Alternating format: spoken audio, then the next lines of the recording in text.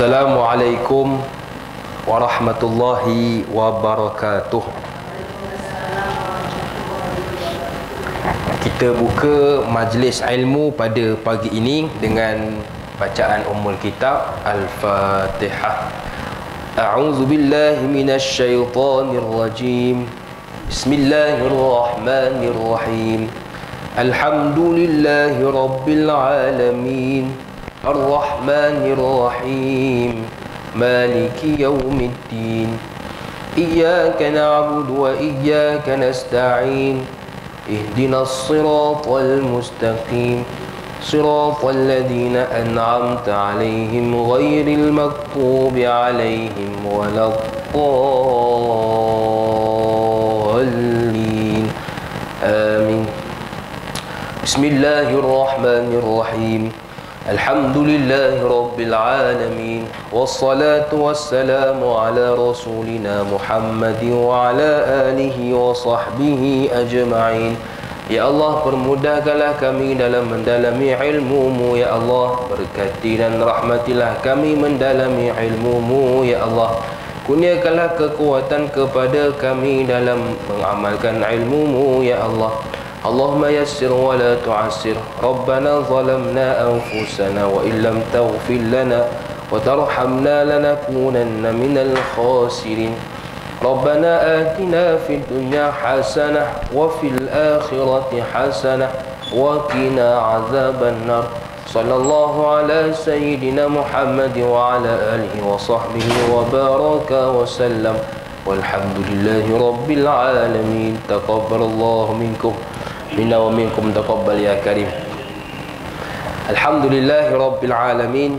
Wassalatu wassalamu ala rasulina wa habibina wa syafi'ina wa tabibi qulubina wa qudwatina wa zukhrina wa maulana Muhammad wa ala alihi wa sahbihi ajma'in wa man tabi'ahum bi ihsanin ila yaumiddin, amma ba'du. Yang saya muliakan ibu-ibu, akak-akak, abang dan juga para penonton kita di ruangan Facebook yang dirahmati Allah sekalian. Apa khabar semua? Alhamdulillah. Yang pertamanya, marilah sama-sama kita menyusun kalimah syukur kepada Allah Subhanahu wa taala kerana pada pagi yang indah dan barakah ini dapat kita bertemu dalam satu program, iaitu majlis ataupun program ilmu kita yang kita adakan setiap hari Sabtu. Jadi mudah-mudahan kita yang berada dalam program sebegini diberkati dan dirahmati, diampunkan dosa dan ditambahkan pahala. Amin ya rabbal alamin. Kerana menuntut ilmu ni dituntut bagi setiap orang Islam, lelaki dan perempuan, muda maupun tua. Ada orang kata orang muda bolehlah, orang tua macam kami ni kalau ngaji hari ni esok lupa, baik tak payah ngaji. Kena ngaji sebab kita nak beribadat, dan ibadat tanpa ilmu maka sia-sia. Macam ada orang solat, tengok-tengok tak ada pahala. Rupanya bila tanya, wuduk tak ambil. Lah, wuduk kata sunat. Sunat tapi jadi wajib kalau nak solat. Jadi kita kalau nak menjadikan ibadah kita ada pahala di sisi Allah, maka tak dapat tidak kena ada ilmu. Macam ibu-ibu, orang yang berumur, kita mengaji itu satu perkara yang luar biasa. Sebab dulu pun sahabat-sahabat Nabi ada di antaranya dan kebanyakannya mengaji di usia begini, bukan usia muda. Macam contoh, dalam setiap bidang fiqh, hadis, tauhid ada ulama-ulamanya, ada pakar-pakarnya.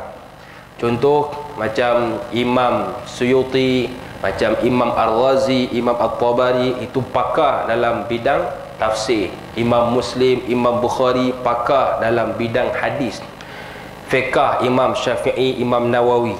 Begitu juga dalam bab Quran, ada seorang ulama yang begitu pakar, antaranya Imam Kisai.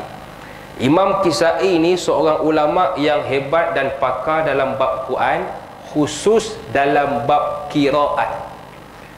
Qiraat ni yang mana Ustaz? Qiraat ni kalau akak-akak, ibu-ibu pernah dengar orang duk baca wadduha, pernah dengar? Kalau pernah dengar, alhamdulillah. Kalau tak pernah dengar, risau kita. Naik tok imam maghrib nanti baca pelik-pelik, Bismillahirrahmanirrahim, wadduha wallaili idza saja. Jenuh kita. Tak khusyuk dalam solat. Habis solat tanya tok imam, minta maaf tok imam nak tanya, jangan terasa. Tok imam ni orang Perak ke? Orang Botel ke? Duk baca wadduha. Tak adalah, saya anak Bilal sini, Haji Kamaruddin. Oh ya ke? Bawa balik daripada Mesir semalam. Saja ayah suruh naik. Bila naik, bacalah yang pelik-pelik sikit. Kalau baca macam tok imam sini, tak nampaklah belajar Mesir je. Tu yang baca pelik-pelik sikit. Itu qiraat, bukan direka-reka. Maka kalau dengar tok imam baca pelik-pelik, jangan kita kata tok imam ni sesat lah, nampak berjambang sampai ke lutut. Tapi sesat bacaan, bukan. Itu ilmu qiraat, salah satu bacaan dalam Quran. Macam saya, satu malam ada solat di satu masjid, imamnya baca riwayat lain. Saya tengok jemaah ada yang pelik. Lepas tu bila dia baca dhalin tu, selalunya kan kuat, amin. Tapi ketika ustaz tu jadi imam, jemaah tak berapa nak amin. Amin. Slow dia bacanya. Dia macam, ya betul tu imam ni, aku yang tak belajar ke ataupun dia yang sesat?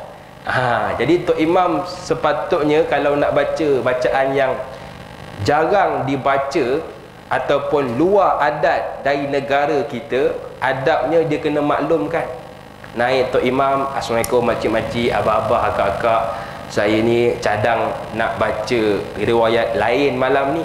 Jadi kalau dengar macam bunyi pelik-pelik, bunyi perak tu, jangan ditegur lah. Itu memang riwayatnya. Maka jemaah pun bila dengar, oh patutlah pelik samsiah, itu bacaan lain. Jadi qiraat ni, antara imam yang pakar dalam bab qiraat adalah Imam Al-Kisai. Imam Al-Kisai ni, dia mengaji pada umur 40 tahun. 40 tahun baru mengaji, nak belajar agama. Macam ibu-ibu akak-akak umur berapa? Ada yang 30, 40, 50. Maka kalau baru nak mengaji, orang kata dah tua-tua, tak payah mengajilah Zainab, oi. Makan, tidur, solat, udahlah. Nak mengaji buat apa, dah tua-tua ni, esok lupa juga.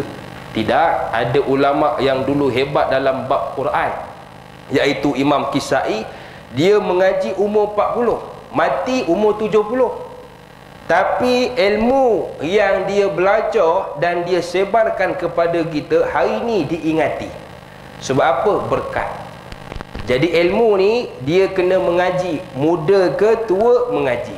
Cuma disuruh mengaji muda sebab muda ni kan banyak kelebihan. Orang muda ni elok dihantar ke tahfiz, elok menghafal hadis. Sebab apa? Dia ada kelebihan ingatan, dia ada kekuatan padan. Maka kalau dia belajar, dia cepat ingat. Dia hafal, dia boleh ingat dalam keadaan cepat. Sebab itu dulu ulama-ulama dulu, kalau yang kita lihat sejarahnya, daripada kecil maknya dah hantar dah, kau pergi berkhidmat dengan tok guru. Bukan belajar, berkhidmat. Jadi bila berkhidmat, dia punya keberkatan tok guru tu menyinggah dalam kehidupan budak tadi. Sebab itulah anak kita sepatutnya daripada kecil lagi kita kena hantar ke sekolah-sekolah yang baik. Bukan hanya tahfiz. Kalau tahfiz lah, kalau hadis lah, ataupun mana-mana tempat yang baik. Jadi Imam Kisai ni, macam mana dia boleh tersedar nak mengaji umur 40? Kenapa tidak 20? Kenapa tidak 30? Kerana kata ulama, pada umur 40 tu ada satu hari seorang ibu dia marah ke anaknya. Dalam bahasa kita lah ya, kalau bahasa Arab takut tak faham pula. Ustaz tu cakap apa sebenarnya? Aku faham, entah ni entah, itu je lah. Kan? Jadi bila dia mengembala kambing, Imam Kisai ni dulu mengembala kambing daripada muda kecil sampailah umur 40, sebelum dia tersedar nak mengaji tu. Dia mengembala kambing. Ada seorang ibu satu hari, dia jekah anak dia. Dia kata, "Dek, kau pergilah hafal Quran ke hafal hadis, mengaji agama. Engkau kalau duduk saja di rumah, esok besar kau jadi macam Nuh, pakcik tu. Tua-tua kerja lagi, mengembala kambing." Macam kita lah kan, kalau cakap ke anak kau belajar betul-betul, kalau tak jadi macam mak ayah ni, tak ada kerja ataupun kerja biasa. Bukan kita nak mengata ke orang mengembala kambing, tak. Hari ni orang mengembala kambing dah educated, dah terpelajar, dah kaya. Ni cerita Imam Kisai. Jadi Imam Kisai bila dengar begitu, dia macam tertampar. Uish, hina ke kerja aku ni? Jadi macam orang dulu, kalau yang kerja begitu, ini orang yang tidak berpelajaran.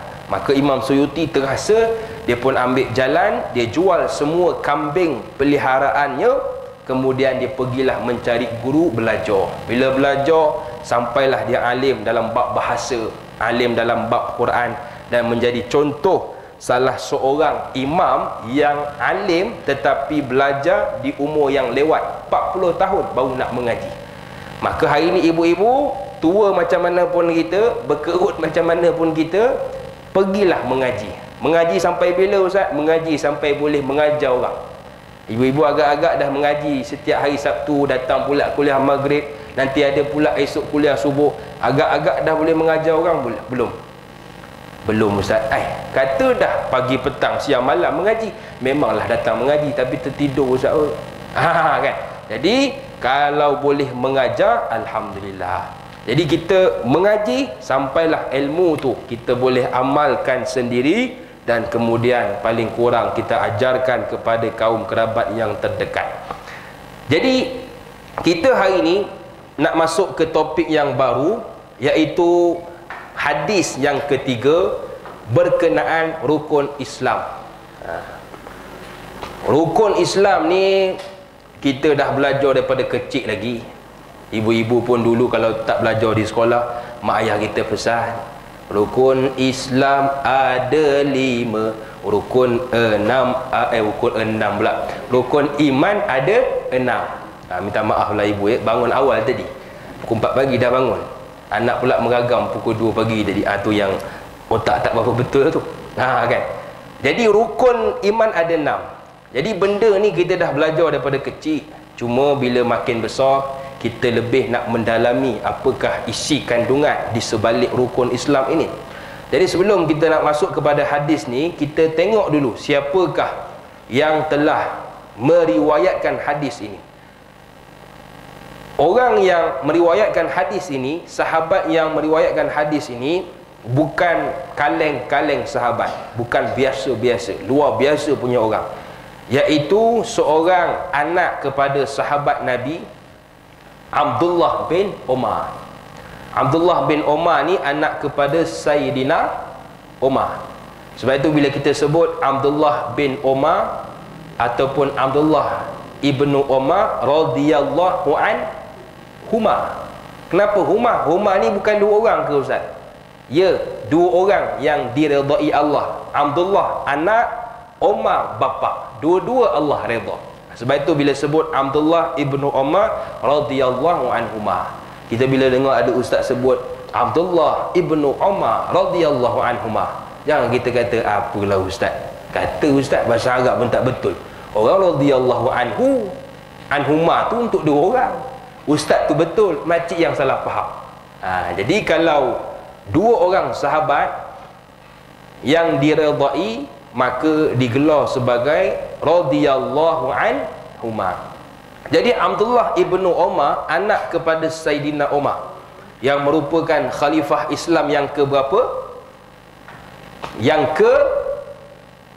Saya ingat Ustaz tapi lupa pula pagi ni. Boleh jawab sebenarnya. Yang kedua.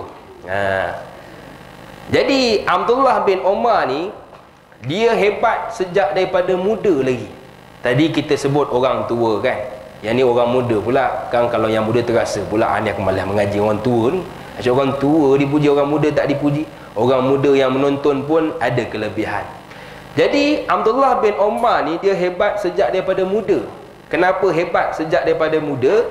Kerana ayahnya iaitu Sayyidina Umar seorang yang rapat dengan Rasulullah. Bukan hanya ayahnya Sayyidina Umar, kakaknya iaitu Sayyidatina Hafsah. Beliau pun merupakan salah seorang isteri kepada Rasulullah sallallahu alaihi wasallam. Jadi keluarga Abdullah bin Umar ni ramai yang terikat dengan Nabi. Ayahnya, kakaknya, Jadi memang dia suka dan selalu bergaul dengan Nabi SAW sejak daripada muda. Boleh duduk sila-sila. Kursi ni pun boleh juga kalau nak duduk. Alhamdulillah. Okay. Ini program melibatkan kita ataupun tidak yang di sana tu? Tidak okey. Saya takut ada yang kena masuk situ baru masuk sini. Tak ada okey, baik. Jadi Abdullah ni dia hebat sebab ayahnya rapat dengan Rasulullah, kakaknya pula isteri kepada Rasulullah, maka dia jadi orang hebat. Sebab itu kita hari ni bila nak memilih menantu ataupun anak kita nak memilih pasangan, antara kriteria yang perlu ditengok keturunan dia. Anak kita kata, mak ada orang datang minang, jangan tanya tentang kekayaan, tanya tentang keturunan. Macam mana, okey ke keluarganya? Okey mak, bapaknya Tok Imam, maknya ketua muslimat. Okey, benar lah tu. Adik-beradiknya ada 35 orang. Ramai betul? Iyalah, kahwin muda.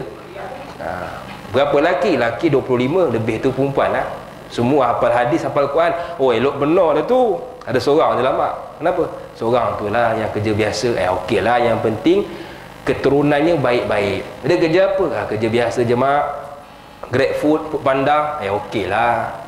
Yang penting keturunannya baik. Ini kadang-kadang datang orang, seorang ustaz hafal Quran, naik motor Kapcai EX5, kedebek. Seorang naik kereta mewah.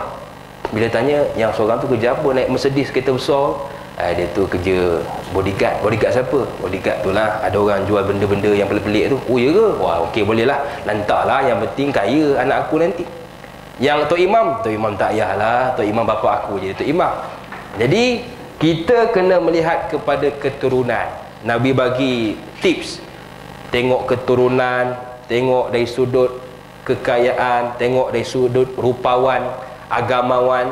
Dan kalau kamu nak bahagia, nak selamat, pilih agama. Jadi Abdullah bin Umar ni, dia hebat kerana bergaul dengan orang hebat. Jadi kita hari ni duduk dalam kuliah muslimat sebab kita nak jadi orang hebat. Kadang-kadang kita orang biasa saja. Ada orang, dia orang biasa, tapi bila orang jumpa dia, orang respect. Kenapa? Dia ni orang YB, dia ni orang pengarah Jakib, dia ni orang Tok Imam. Sebabkan dia ni geng-geng Tok Imam, geng-geng pengarah, geng-geng YB, orang salam cium tangan, padahal orang biasa saja. Jadi begitulah kita kalau bergaul dengan orang hebat, kita akan mendapat keberkatan dengan mereka sekali. Sebab itu disuruh kita duduk dengan orang yang berilmu. Kerana orang berilmu ataupun para alim ulama dari sudut keberkatan berbeza dengan kita. Ustaz tahu mana? Allah sendiri sebut dalam Quran, qul hal yastawil ladzina la ya'lamun, qul hal yastawil ladzina ya'lamun wal ladzina la ya'lamun. Adakah sama, Allah bertanya, orang yang mengetahui dengan orang yang tidak? Sudah pastilah tak sama. Maka kalau orang yang tak sama dengan kita, dari sudut keberkatan pun berbeza. Saya Ustaz baca kahfi habis setiap malam Jumaat. Ya, kamu baca kahfi, ulama baca juga, tapi dia baca, dia faham. Kita faham ke Al-Kahfi? Tak faham Ustaz, ayat pertama je faham. Itu pun tengok terjemahan. Saya Ustaz Yasin ingat 83 ayat. Ulama ingat ke? Ulama bukan hanya Yasin, Baqarah, An-Nisa. Ingat ke? Saya Fatihah, Yasin 2 tu ya. Duk ulang 2 tu ya, Yasin, Fatihah. Itu pun kadang-kadang tersesat. Jadi ulama dari sudut keberkatan berbeza dengan kita. Maka hari ini nak menjadi orang hebat, tiru Abdullah bin Umar yang daripada muda bergaul dengan orang hebat. Kemudian Abdullah bin Umar ni dia bukan kaleng-kaleng punya orang. Sebab apa? Dia mendapat pujian daripada Nabi. Kita kalau sama geng kita puji, biasa kita baca Quran, geng kita puji, sedap kau baca, tajuk kau kemas. Padahal kita tak reti, dia pun tak reti. Tapi kalau ustaz puji kita, akak-akak baca depan ustazah daripada Mesir pula belajar, dia kata, Kak Tun, saya dah mengajar orang 30 tahun, tapi sebutan paling tepat dan paling sedap Kak Tun lah. Bunyi macam Imam Mekah. Kalau Kak Nak tu nak cakap takut terasa bunyi Jawa. Walpat. Kak Tun bunyi Arab. Saya kalau boleh lantik Kak Tun jadi Tok Imam Kak Tun lah yang paling layak. Tapi sebab Tok Imam kena lelaki, Kak Tun jadi makmum sajalah. Jadi kalau kita dapat pujian ustazah, orang yang memang pakar bab Quran, kita lagi bangga. Ini Abdullah bin Umar bukan sahabat, Nabi yang puji. Nabi pernah bersabda kepada Abdullah bin Umar, Nabi sebut sebaik-baik lelaki ialah Abdullah, kerana beliau bangun mendirikan solat malam. Jadi kalau nak menjadi hebat macam Abdullah bin Umar, antara kriterianya ialah bangun solat malam, tahajud, bukan terkejut. Kita banyak terkejut. Semalam aku bangun tengah malam, tahajud ke? Bukan terkejut, kilat menyambar, terkejut. Jadi orang yang tahajud itu orang hebat. Sebab itu amalan yang Allah sebut dalam Quran secara khusus adalah tahajud. Allah sebut dalam surah Al-Isra ayat 79 sampai 80 ada 4 kelebihan. Saya rasa pernah sebut. Yang pertama, orang yang sering tahajud Allah permudahkan urusan. Yang kedua, orang yang sering tahajud Allah angkat darjat. Kita kalau tak popular di sisi manusia, orang tak kenal siapa Kak Nam ni, siapa dia? Dia ni AJK juga. Yelah, AJK mana, bahagian apa, orang tak kenal. Tapi kalau di meninggal dunia, penduduk langit kenal. Apa sebab? Allah angkat darjat di sisi Allah. Jadi kita kalau tak dikenali manusia pun tak apa. Manusia ni bukan boleh bagi apa-apa. Allah kalau angkat darjat kita, dia akan bagi syurga. Bagaimana? Antaranya tahajud. Yang ketiga, orang tahajud Allah sebut akan diberikan jalan keluar jikalau ada masalah. Kita ada masalah tak ibu-ibu? Ada Ustaz. Baru tadi bergaduh dengan suami, dia nak air teh, saya bagi kopi, padahal teh tak ada kat rumah, bergaduh sampai hari ini. Jadi macam mana nak diberikan jalan keluar supaya suami kita tak merajuk? Kita bangun bertahajud supaya Allah bagi jalan keluar. Esok Allah kata kau pujuk suami kau, bawa dia pergi Iko, tempat yang dia suka. Kalau bukan Iko, tempat mancing dan sebagainya. Contoh. Yang keempat, orang yang bertahajud akan dijauhkan daripada malapetaka. Malapetaka ni macam-macam lah. Macam di rumah saya, rumah mak saya semalam, dia punya apa mungkin shilling dia punya apa ni, plaster shilling kan, untuk saya pun WhatsApp macam mana mak ayah ataupun orang yang duduk, ada kakak saya jaga mak saya. Tak ada, alhamdulillah. Kejadian berlaku malam, jadi siang tu baru perasan, maka alhamdulillah selamat. Jadi itu pun malapetaka. Bayangkan kalau mak tengah sedai baju, jatuh plaster shilling. Jadi wal'ayazubillah. Jadi malapetaka ni macam-macam. Rumah lah, ataupun tersepak paku lah, nak datang sini dilanggar orang lah, macam-macam. Jadi kalau nak diselamatkan dari malapetaka itu, bangun tahajud. Ada orang dia nak pergi kedai sebelah, esok cadang nak beli sos, kedai sebelah rumah saja, dia bangun tahajud. Kenapa? Padahal rumah sebelah saja. Yalah, takut-takut bila pergi ke kedai, memang kedai dekat, tak payah pakai topi keledah, tapi takut diragut pula. Jadi macam-macam. Maka setiap orang yang bangun bertahajud, itulah kelebihan yang Allah janjikan. Jadi Abdullah bin Umar ni, bila dia dengar pujian Nabi, Nabi kata Abdullah ni sebaik-baik lelaki sebab dia bangun solat malam. Nabi puji. Dan di masa yang lain, Nabi bagi tahu sahabat, engkau kalau nak dimuliakan orang, disanjung tinggi oleh orang, dan dimuliakan oleh Allah, solat malam. Itu sebenarnya Nabi nak bagi tahu dari sudut yang berbeza. Semenjak daripada peristiwa itulah beliau, iaitu Abdullah bin Umar, tidak tidur pada waktu malam melainkan sedikit. Tidur cuma sedikit, jangan tak tidur pula. Ibu-ibu mentang-mentang datang kuliah, dengar kelebihan tahajud, tak nak tidur malam. Suami ajak jomlah yang tidur, lepas 11 malam ngantuk ni, abang tidurlah, saya nak tahajud. Eleng kau ni, baru mengaji 3 hari dah tak nak tidur dah. Bukan, tidur sebab badan kita ada hak ke atas kita. Dan Abdullah bin Umar ini meriwayatkan hadis daripada Rasulullah sebanyak 160 hadis. 1630 hadis. 1630 hadis. Banyak ke sikit? Banyak. Ada orang cakap, alah sikit 1000 je pun. Awak pernah ke? Saya tak pernah lah. Fatihah ingat lah. Oh, Fatihah ada dia ingat. Jadi orang yang ingat hadis, ingat Quran, ini orang hebat. Cuma kita kadang-kadang tengok ustaz, ada ustaz tu hafal hadis, hafal Quran, tapi perangai macam tu juga. Macam kita orang yang tak hafal Quran, tak hafal hadis. Dia hafal sahaja, dia tidak amal.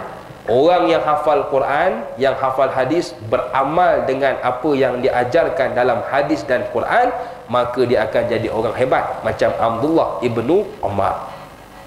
Dan Abdullah bin Umar ini, dia menjadi salah satu rujukan para sahabat. Para sahabat ni hebat ke tak hebat? Hebat. Orang yang duduk dengan Nabi ni hebat-hebat. Dapat doa Nabi, belajar direct dengan Nabi, berlutut dengan Nabi, hebat. Tapi dalam kalangan sahabat yang hebat-hebat ni, masih merujuk, dan antara rujukannya adalah Abdullah bin Umar. Punya hebat. Macam kita ni yang datang mengaji ni semua hebat-hebat. Akak-akak kalau saya sebut boleh sambung surah ini, faham? Sekejap ya, ada orang call. Hello, ya? Ada kuliah ya? Kenapa? Sekejap. Ya? Terus lah. Okey. Baik. Jadi Abdullah bin Umar ni menjadi rujukan salah seorang dalam kalangan ramai sahabat yang lain. Macam kita mengaji ni kan, ibu-ibu ni semua mengaji hebat-hebat. Tengok, buku dah berapa kali tukar dah. Hari tu buku lain, minggu ni buku lain. Banyak ke dicatatnya? Bukan banyak ustaz, hilang.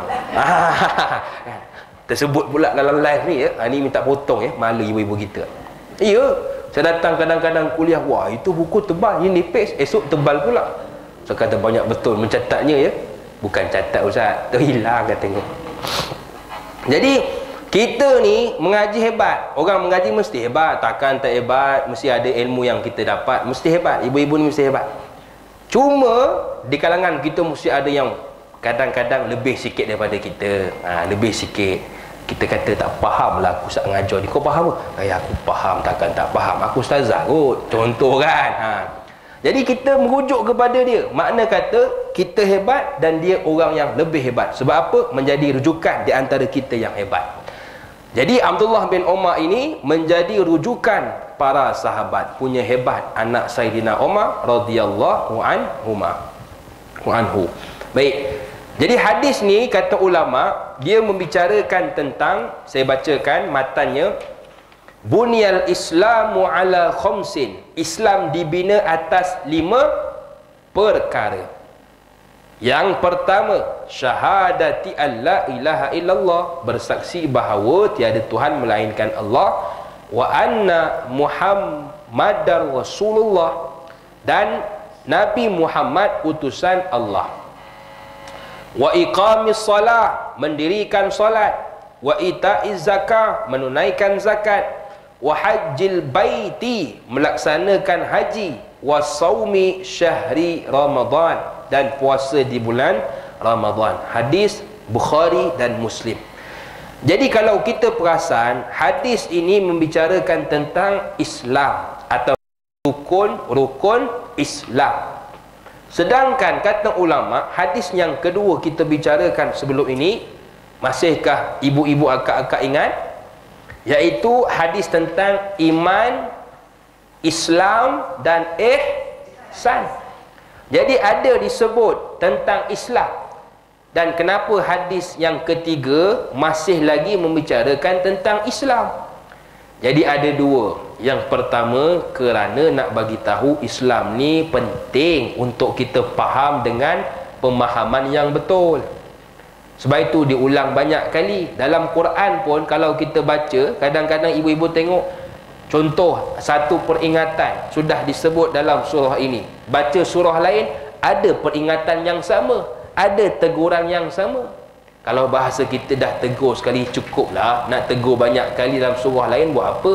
Menunjukkan kalau teguran, peringatan diulang banyak kali, itu menunjukkan penting. Ibu-ibu kalau pesan ke anak kan banyak kali, "Dek, kau angkat baju." Lepas tu seminit kemudian, "Dek, jangan lupa angkat baju." "Okey mak, okey mak." Kemudian pesan lagi, "Dek, angkat baju, jangan lupa." Sebab apa? Penting. Kalau tak angkat, basah. Kita basuh bukan sekejap, lama, banyak pula baju kena basuh. Jadi peringatan yang diulang banyak kali menunjukkan benda tu penting. Yang kedua, kerana hadis ini mensyarahkan tentang Islam lebih mendalam. Kalau sebelum ni biasa-biasa saja sebut Islam itu ialah apa. Yang ni lebih dalam. Dia bagi tahu Islam terbina dengan 5 perkara.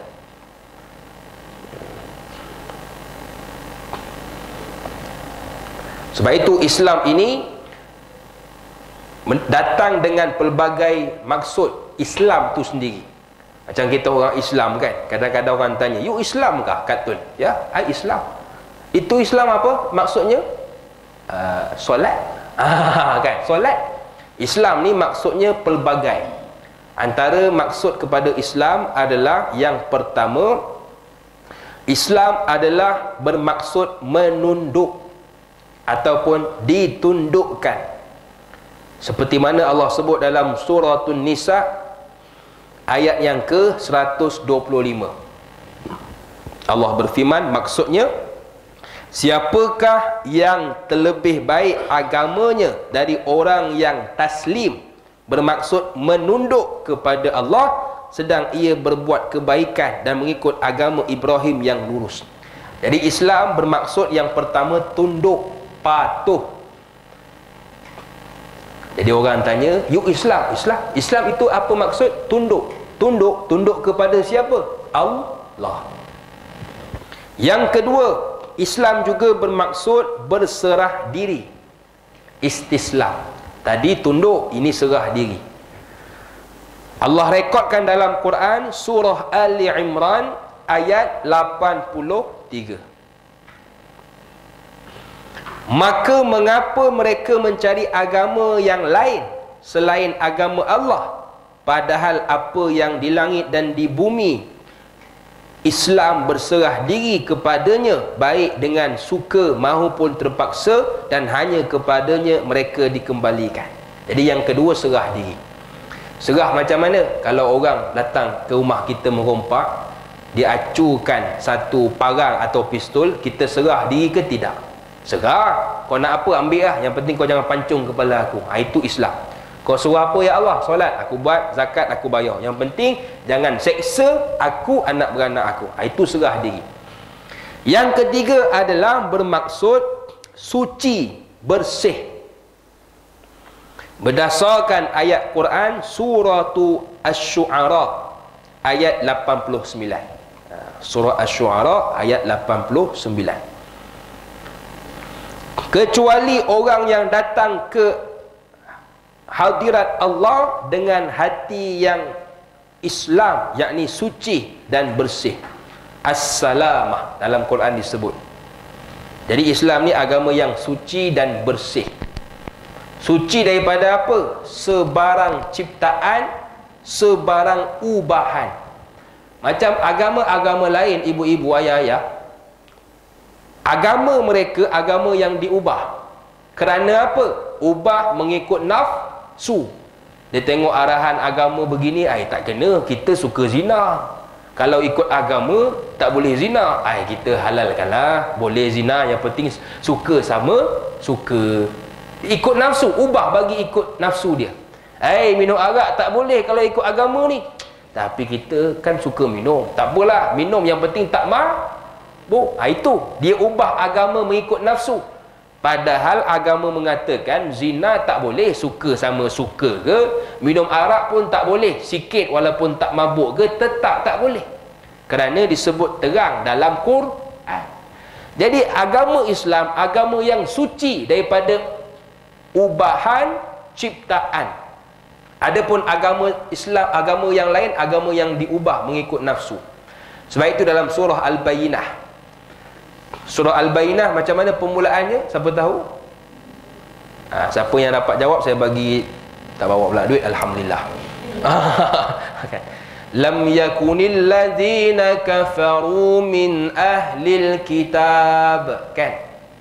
Surah Al-Bayyinah. Bayyinah maksudnya apa? Jelas, nyata, terang. Nak menunjukkan agama Islam, agama yang jelas, agama yang terang, tidak berselindung, halal halal, haram haram. Tak ada ni apa? Ini nak kata halal tak halal, nak kata haram tak haram. Halam lah. Tak ada. Dia jelas, haram haram, halal halal. Itu agama Islam. Sebab tu Bayyinah ni, orang yang kaji Islam, lama-lama dia akan masuk Islam. Kita yang orang Islam, belajar Islam, lama-lama pandai, faqih, hebat dalam Islam. Sebab kaji benda betul, lama-lama jadi betul. Dulu ada seorang profesor, namanya Profesor Dr. Maurice Bucaille, orang Perancis. Dia kaji tentang apa? Dia kaji tentang Firaun. Dia kaji punya kaji, dia jumpa Firaun ni badannya elok. Badannya elok walaupun dah mati. Kemudian dia pun berbangga dengan orang Arab.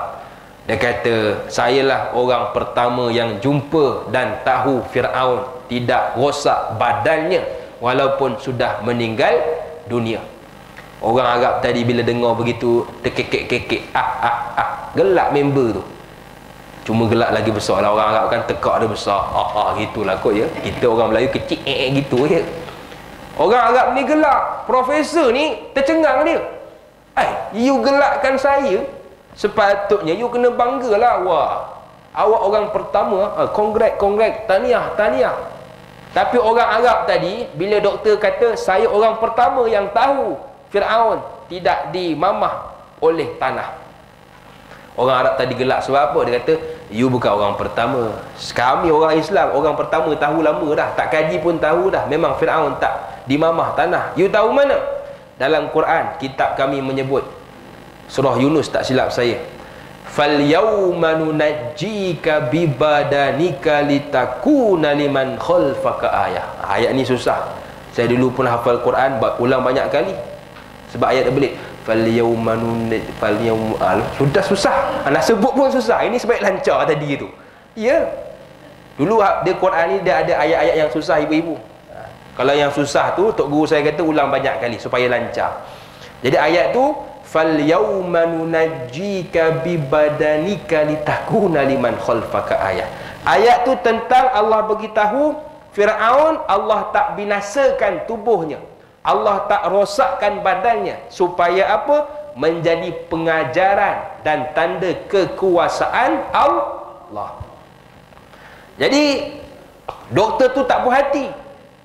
Betul ke kau memang tahu dah Firaun tak dimamah tanah? Iya, dalam kitab kami dah sebut Al-Quran. Dia pun ambil Quran, dia buka surah yang disebut, ayat berapa, dia tengok betul lah.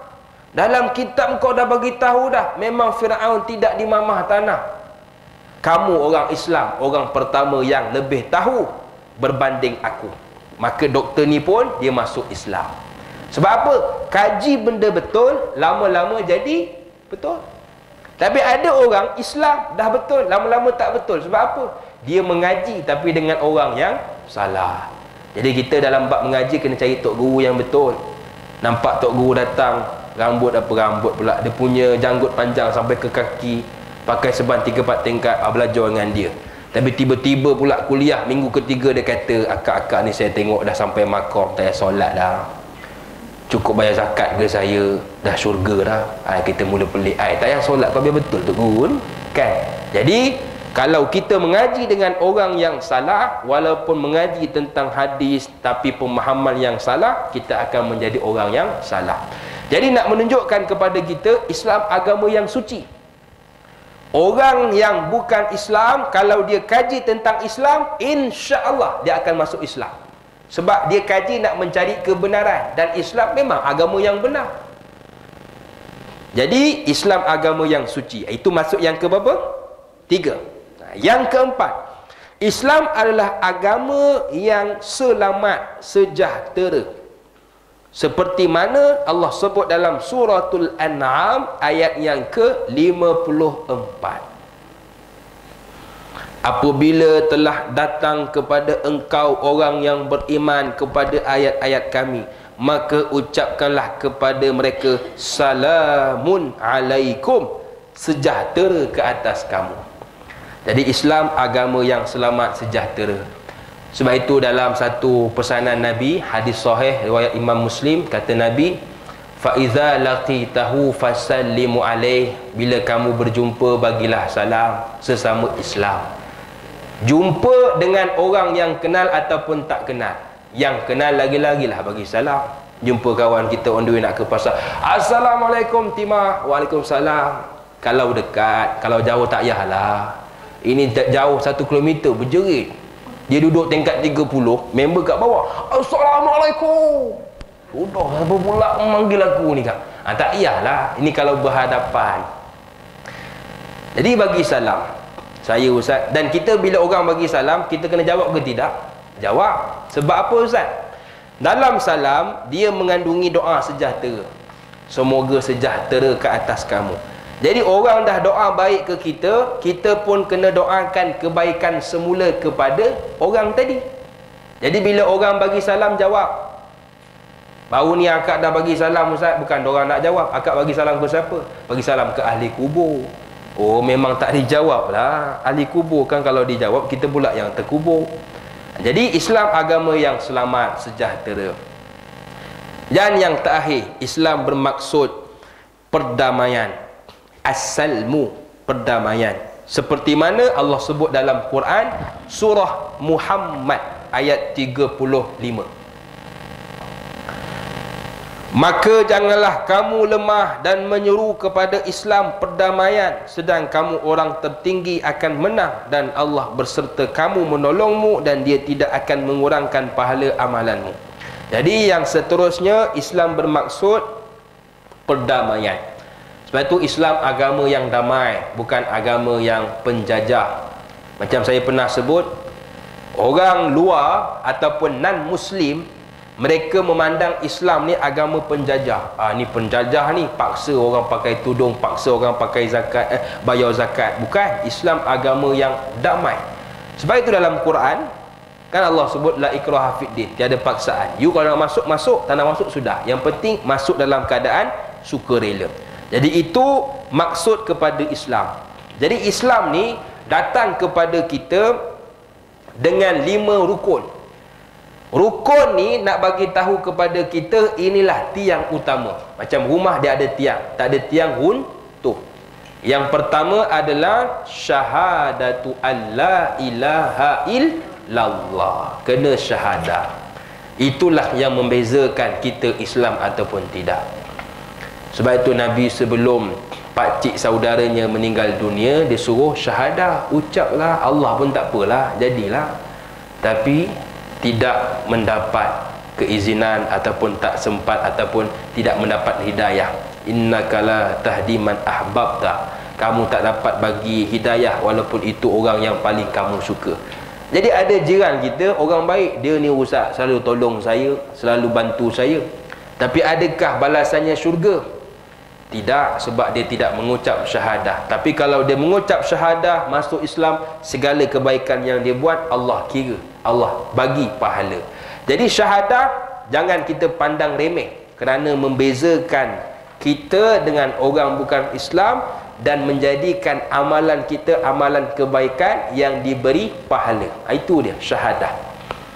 Dan dalam agama ni dia ada bahasa-bahasa dia. Macam syahadah, asyhadu an la ilaha illallah wa asyhadu anna Muhammadar Rasulullah.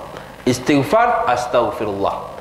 Kalau talbiyah, labbaik Allah. Takbir, Allahu akbar. Tasbih, subhanallah. Tahmid, alhamdulillah.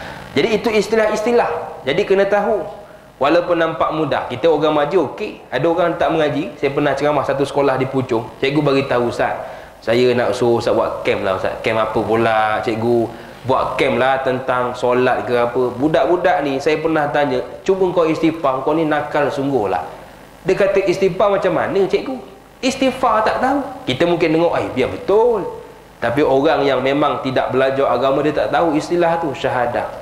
Cuba engkau takbir, cuba engkau talbiyah. Oh, talbiyah senang je. Cuba buat. Hayya 'alas salah. Itu azan. Dia ingat lebih kurang, tak? Lain. Jadi kita hari ni ada bahasa-bahasa, istilah-istilah dalam agama kita kena tahu. Lagi-lagi orang mengaji. Macam ukhuwah. Ukhuwah ni disebut sebagai saudara se-Islam. Innamal mu'minuna ikhwah. Sesungguhnya orang Islam ni bersaudara. Kalau silaturahim, adik-beradik, hubungan kekeluargaan. Sama juga dalam istilah, ada orang dipakai sebut dia, alah ustaz, lebih kurang sama. Dijemput kepada dai hakim untuk menyampaikan kuliah bertajuk amar ma'ruf munkar nakir. Kita kata salah tu pak cik. Salah apanya? Betul lah salah. Yang betul amar ma'ruf nahi munkar. Lebih kurang lah tu. Yang penting kakak hujung tu. Tak, lain. Dia ingat sama. Dia tak mengaji. Lebih kurangnya Ustaz Allah pun faham. Allah faham. Yang tak faham pak cik tu. Kan? Jadi ada istilah kita kena belajar. Kita lah setakat syahadah, siapa tak tahu. Ada orang tak tahu syahadah, maka kita sebagai orang mengaji bagi tahu dia, kau tahu tak syahadah? Macam mana ya? Dan jangan kita keji dia. Apa kau tu dah bangka tak tahu syahadah? Ikut aku, ikut. Astaghfirullahalazim. Itu istighfar. Dia pun tak tahu sebenarnya. Jadi ada orang buat pandai. Ada orang dia tak faham. Orang tak faham senang nak ajar. Yang susah tak faham bahasa. Kita kata syahadah, asyhadu alla. Tidak, itu istighfar. Itu syahadah. Aku belajar itu istighfar. Itu tak faham bahasa. Orang tak faham bahasa jangan ajar. Memang dia takkan faham. Tapi kalau orang tak faham, kita boleh ajar. Jadi tengok orang. Dia ni jenis orang tak faham bahasa, tak payah ajar lah. Cakap A, dia kata B. Tapi kalau orang yang tak faham, insya-Allah kita bagi dia faham, dia akan terima. Jadi yang pertama, syahadah. Sebab itu Nabi sebut dalam satu hadis tentang syahadah ini, man qala, siapa yang berkata, kata Nabi, hadis riwayat Tabrani, la ilaha illallah, siapa yang sebut, yang berkata tiada Tuhan yang layak disembah melainkan Allah, mukhlisan, dengan ikhlas, bukan main-main, memang dia yakin. Setelah saya Ustaz mengaji, belajar, tengok, saya yakin memang tiada Tuhan yang layak disembah melainkan Allah, mukhlisan, secara ikhlas, dakhalal jannah, nascaya dia akan masuk ke dalam syurga. Nak bagi tahu syahadah ni perkataan yang jangan dibuat main. Berat dia punya tanggungjawab. Sebab itu orang yang percaya dan mengungkapkannya sebelum meninggal dunia, maka orang itu insya-Allah dimasukkan ke dalam syurga. Cuma kita kalau kan kadang-kadang kan ada orang nak meninggal dunia kan, kadang-kadang mungkin saudara kita atau siapa-siapalah, dia kan nazak, kita pun bisik kat telinga dia. Bisik macam mana Ustaz? Syahadah yang terbaik. Syahadah yang terbaik, la ilaha illallah Muhammadar Rasulullah. Itu saja. Jangan macam kita nak ajar dia masuk Islam. Kan panjang. Asyhadu alla. Member pun ikut. Apa dia? Syahadatu alla. Bukan. Asyhadu. Member dah nazak dah ibu-ibu. Dia tak boleh ikut. Dia dapat Allah pun jadilah. Ustaz semalam Ustaz ada member nazak, saya ajar asyhadu alla, dia tak nak ikut, dia sebut Allah, jadilah. Nama pun nazak, ini marah. Kau tu dah nazak, sebut betul-betul lah. Dia marah pula ke orang nazak tu. Dah tahu nazak, main pula. Dia bukan main-main, dia memang tak boleh sebut. Jadi kita orang mengaji kena tahu. Ada orang tak mengaji begitulah, asyhadu alla. Tak cukup sempurna tu. Tak, dia yang penting hati, percakapan, perbuatan dia menidakkan Tuhan selain Allah. Jadi Allah pun jadilah. Sebab itu orang yang nak meninggal dunia kena pastikan ungkapan terakhir dia ungkapan yang bersyahadahkan Allah sebagai Tuhan dan Nabi sebagai suruhan Allah. Sebab ada orang dulu kan, masa saya belajar, adalah satu kawasan di sekolah saya histeria. Maka bila histeria berjangkit dengan orang lain, lagi-lagi orang perempuan, orang lelaki tak ada kena. Jadi kami ni ustaz-ustaz panggil sebab dah ramai sangat. Kalau setakat 2-3 orang, ustaz boleh kontrol, boleh cover. Ini dah ramai, ustaz panggil, Banin, yang lelaki sini tolong azan. Jadi ada orang dia tak faham azan ni setakat biasa sajalah, Allahu Akbar, Allahu Akbar, yang penting ungkap. Tapi member saya ni punya dia geram ke jin tu, dia azan punya kuat. Allahu Akbar. Dan kemudian jin ni cakap bahasa kita pun dia faham. Dia jin, dia faham bahasa kita. Kau keluarlah, buat apa masuk dalam badan orang, kau ni tak ada kerja. Dia faham bahasa kita. Tapi sebab member saya ni dia ingat jin ni orang Arab, dia pun cakap bahasa Arab. Ukhrus, ukhrus, ukhrus. Tengok-tengok bertambah teruk orang perempuan tu dipermainkan oleh jin. Jadi kita sebenarnya kalau mengaji, kita akan tahu cara yang sebenar, bagaimana menghadapi orang nazak dalam syahadah, bagaimana nak islamkan orang yang nak masuk Islam. Jadi syahadah itu berbeza, sama tapi dari sudut percakapan dan penyampaian berbeza. Baik, itu yang pertama. Yang kedua iaitu wa iqamis solah, dirikan solat. Jadi solat ini tiang kepada bangunan. Kalau kita ada rumah, nak bagi rumah tu utuh ataupun tidak runtuh, maka kena ada tiang. Antaranya ialah solat. Sebab itu solat ni ibu-ibu pesankan anak kita, dek, kau sibuk macam mana pun solat jangan tinggal solat. Sebab apa? Kalau anak kita solat, insya-Allah dia nakal tapi tak jahat. Beza nakal dengan jahat. Nakal ni kalau bahasa mudah, kalau dulu belajar di sekolah asrama, orang kata lompat pagar keluar tanpa minta izin, itu nakal. Kalau jahat apa? Jahat adalah dia pergi buat benda-benda yang tak elok kan, yang lebih daripada itu. Itu jahat. Maka kita hari ni cakap ke anak, dek, kau macam mana pun solat. Tak tahu, meh mak ajar. Kalau mak tak tahu, ayah kau boleh ajar. Kalau ayah kau tak tahu, patah balik kepada mak. Kan? Yang penting kau solat. Sebab bila orang solat, dia akan dijaga oleh Allah Subhanahu Wa Taala. Allah sebut dalam Quran. Cuma kadang-kadang kita kata dah solat, tapi kenapa macam kita tak dijaga? Sebab solat kita main-main. Sebab itu solat nak mendapatkan khusyuk, ulama dia bagi cara. Antaranya kena faham isi kandungan dalam solat. Macam kita kalau baca surat cinta, surat yang dalam bukan bahasa kita, kita faham ke tidak? Tiba-tiba baca surat dalam bahasa India, Pakistan, menangis kita. Kata suami, kau faham benar ke? Nah, oi. Bukan sebab faham, sebab tak faham lah menangis tu. Jadi kalau kita bahasa Melayu, kita boleh faham, dan bila faham kita boleh menghayati. Macam tengok drama Melayu, bila sedih nangis, bila marah kita jerekah. Begitulah solat. Ayat dalam Quran kalau kita faham, maka lebih menggetarkan jiwa orang yang mendengar. Allah sebut orang beriman tandanya dengar ayat Quran getar jiwanya. Tapi sebab apa kita dengar ayat Quran macam biasa? Sebab tak faham. Tapi kalau kita faham, dia akan menggetarkan jiwa kita. Dan solat ini membezakan kita dengan yang bukan Islam. Dia ada amalan-amalan yang membezakan kita dengan non-Muslim dan membezakan kita dengan Muslim. Macam solat, orang yang solat membezakan dia dengan orang yang tidak Islam, non-Muslim. Solat. Tapi kalau kita orang Islam, sesama kita, nak membezakan darjat di sisi kita, antaranya bacaan Quran.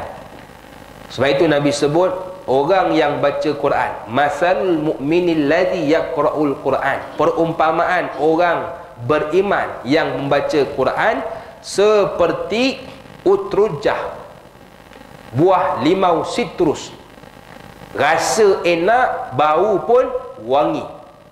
Ibu-ibu pernah tak beli satu tisu dia tulis daripada limau sitrus? Saya pernah beli di Tesco. Kita beli, mula-mula kita tak target nak beli tu, tapi saya tak ingat macam mana terambil atau bagaimana. Sampai di rumah tengok-tengok, uish, wangi betul tisu ni. Saya kata, yang simpan sayang pula nak guna. Memang tak gunalah tisu tu. Itulah bahaya kalau beli benda-benda yang wangi ni. Padahal beli nak elak air tumpah, tapi memang wangi betul. Ibu-ibu suruh ayah kita beli, bang, pergi ke Tesco tengok ada tak tisu limau sitrus. Memang wangi. Jadi orang Islam yang baca Quran, dia macam limau sitrus. Bila makan sedap, bau pun wangi. Tapi kalau orang Islam, kata Nabi, wa masalul mu'minil ladzi la yaqra'ul Quran, yang tak baca Quran, katamrah, macam buah kurma, rasa enak, sedap, tapi tidak mengeluarkan bau yang wangi. Jadi kita hari ni, yang pertama kena solat. nak bezakan kita dengan orang bukan Islam. Cakap ke adik kita, cakap ke anak kita, dek, kau solat. Itulah beza kau dengan Raju member kau. Itulah beza kau dengan Chong Wei, rakan kau. Tapi kalau kau tak solat, kau samalah dengan dorang. Dan untuk membezakan sesama kita, dek, kau baca Quran. Itulah beza kamu dengan kawan kamu yang Islam, Fakhruddin dengan Zakwan, kerana pembacaan Quran. Jadi kena solat. Yang ketiga, kita pergi ringkas, wa ita'iz zakah, membayar zakat. Orang kata Islam ni agama yang menindas. Tidak. Bayar zakat ni kalau cukup syarat. Ini kami yang miskin pula kena bayar zakat. Tak, you kalau tak cukup syarat, tak payah bayar. Bahkan you terima pula zakat. Punya indahnya Islam.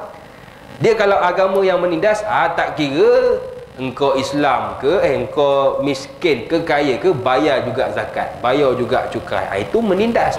Tapi Islam tidak. Islam menyuruh orang yang cukup syarat, bermaksud berkemampuan, you kena bagi zakat.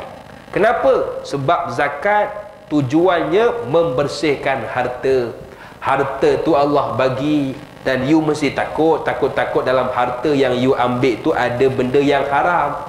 Kita tak perasan, maka nak menyucikannya, bayar zakat. Zakat macam mana Ustaz? Berapa peratus nak bayar? Tak payah pening kepala dah. Dekat Malaysia ni ada jawatan khusus pusat zakat. Pergi ke dia, bagi tahu, ni makcik nak bayar zakat, makcik kerja sekian-sekian, hujung bulan dapat 3,000, agak-agak kena bayar ke tidak? Kalau kena berapa? Dia kira RM30 ya contohnya, bayar RM30. Supaya apa? Menyelamatkan harta kita daripada benda-benda yang haram. Yang keseterusnya, wahajil baiti, melaksanakan haji. Ini pun orang yang bukan Islam. Dan kadang-kadang orang Islam pun dia kata, apalah Islam, dah tahu haji kena buat di Mekah, jauh. Yang disuruh kita buat apa? Disuruh bila berkemampuan, dan kita dianjurkan untuk berusaha sampai kepadanya. Jadi orang yang menunaikan haji, banyaklah pahala-pahala yang dan ganjaran yang dijanjikan. Yang terakhir, wasaumi syahri Ramadan, berpuasa di bulan Ramadan. Sebab itu hari ini kita kalau berpuasa hanya di bulan Ramadan, itu pun sudah memadai dan melayakkan kita masuk ke dalam syurga. Jadi ini rukun Islam yang perlu dijaga. Maksudnya apa? Kita jaga dengan keluarga kita, bang, adik, kakak. Kalau tak nak solat sunat pun tak apa. Yang penting solat fardu dijaga. Tapi kalau tambah solat sunat lagi bagus. Sama juga puasa, pesan ke anak kita, dek, puasa ni sebulan sekali, setahun sekali saja. Sebulan sekali pula, itulah ya. Dah pukul 10 rupanya. Nampak roti pula, aduh. Kan? Jadi puasa ni setahun sekali ya. Tapi mak puasa Isnin Khamis, itu sunat. Mak ni nak puasa, tak apalah mak mampu, dan mak pun tak ada apa-apa. Kau mak pahamlah sibuk, penat kerja. Jadi paling kurang kau puasa Ramadan saja. Ramadan pun 30 hari. Itu saja. Jadi kalau anak kita, keluarga kita jaga daripada perkara-perkara maksiat, kemudian tunaikan yang wajib dan rukun ini, maka bangunan rumah kita selamat, iaitu Islam. Tapi hari ini kita takut anak kita Islam, tapi kita takut Islam liberal. Islam pun banyak sekarang, Islam liberal, Islam yang tidak mengikut acuan yang sebenar. Maka kita kata anak saya Islam Ustaz, dia pakai tudung, tapi tengok-tengok pakai skirt. Ada orang begitu. Saya pergi mall, dia pakai tudung elok, tengok-tengok dia pakai skirt atas daripada buku lali. Oh, dia ingat dah tutup aurat? Tak, buku lali itu aurat. Jadi itu Islam liberal. Kalau kita tengok Islam liberal ni sudah ada di Malaysia, iaitu dia seperti Islam, tapi dia mengambil juga acuan-acuan barat untuk menampakkan Islam, tetapi sebenarnya langgar syariat yang telah ditetapkan oleh Allah Subhanahu Wa Taala. Tapi insya-Allah kalau anak kita jaga solat, tengok solat kalau nak solat tutup aurat ke tidak? Tutup. Kalau perempuan kena tutup, laki pun kena tutup, laki pusat sampai ke lutut. Maka kalau anak kita jaga solat yang fardu contohnya, maka dia akan terjaga pakaian. Insya-Allah dia pakai baju yang menutup aurat tak ketat. Dia akan jaga percakapan. Dalam solat boleh tak menengking-nengking? Tak boleh. Kita geram dengan orang sebelah. Hai, bau petai pula mulut orang sebelah ni. Kita geram, tapi baca kena slow. Alhamdulillah. Alhamdulillah. Sabar je lah mak minah tepi ni ya. Tak boleh. You geram macam mana pun, you tengah solat, you kena cover kemarahan. Lepas solat you nak marah, marahlah. Tapi lepas solat tak jadi marah. Sebab apa? Tenang Ustaz. Tadi sebelum solat nak marah dia, tapi dah solat tenang pula. Tengok solat menjaga kita. Dalam solat juga menjaga pergaulan. Anak kita kalau jaga solat, insya-Allah dia takut nak bergaul dengan lelaki. Bila kita solat, boleh tak perempuan sebelah dia lelaki? Ustaz, saya bukan tak nak ni, nampak kosong belah Tok Din tu, atau yang pergi ke depan tu. Tak, nampak kosong pun yang kena penuh. Kan lelaki kau, perempuan duduk belakang dengan kat nak kat tu. Jangan kau nak duduk depan gatal kau ni. Bermaksud solat jaga pergaulan, jaga pakaian, jaga percakapan. Maka insya-Allah tak apa. Kalau kita jaga rukun Islam, itulah sebenarnya kekuatan agama kita. Anak kita jaga, insya-Allah dia akan terjaga walaupun kita tidak duduk dengan dia. Pesan ke dia begitu. Jaga yang fardu, kemudian tambah yang sunat. Kalau mampu, insya-Allah sama-sama kita akan masuk ke dalam syurga seperti mana yang Allah sebut dalam Quran, qu anfusakum wa ahlikum nara. Jagalah diri kamu dan ahli keluarga kamu jangan sampai terjebak ke dalam api neraka Allah Subhanahu wa taala. Wallahu a'lam. Jadi insya-Allah ibu-ibu, apa yang baik boleh sama-sama kita amalkan, yang tak baik sama-samalah kita tinggalkan. InsyaAllah jikalau ada kesempatan kita berjumpa di lain masa. Wallahu a'lam. Assalamualaikum warahmatullahi wabarakatuh. Tutup dengan tasbih kafarah dan surah Al-Asr. Subhanakallahumma wa bihamdika asyhadu an la ilaha illa anta astaghfiruka wa atubu ilaik. Wal 'asri innal insana lafi khusr illa alladhina amanu wa 'amilus solihat wa tawassaw bil haqqi wa tawassaw bis sabr.